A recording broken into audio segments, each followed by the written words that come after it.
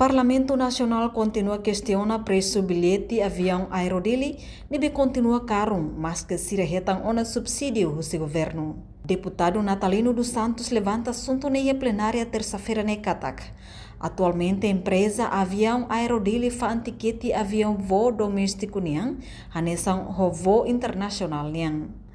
Tuir deputado husi bancada CNRT lolos ne empresa aero Siraya Timor-Leste tem que ia preço nebe estandariza tuir padrão nebe ia labele hamoso fale monopólio.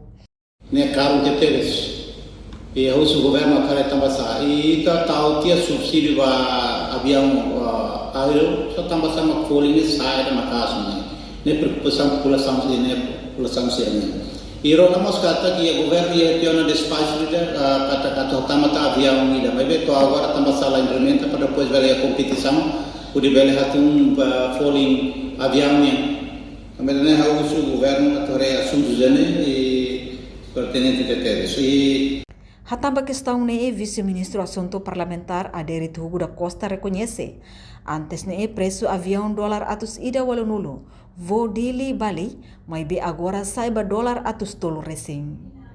Sekitar consider.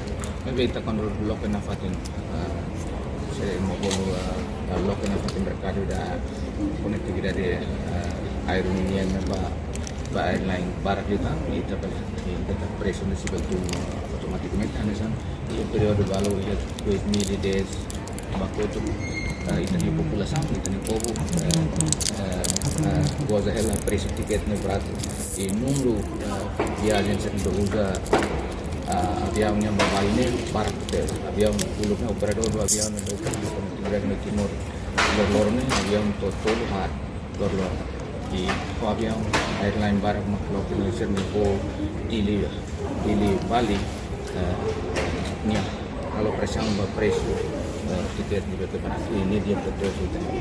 No antes ne ministro transporte no comunicação Miguel Manetelo declara ona katak governo sela intervém ba decisão preço bilhete ou tiquete avião niang. Reportagem Melda Fatima Televisão Timor-Post. Janela informação ba emogoto atau tem informação atual dia kliu kita haluha hane botão subscribe like halo comentário no fahe tutang ba media sosial hotu.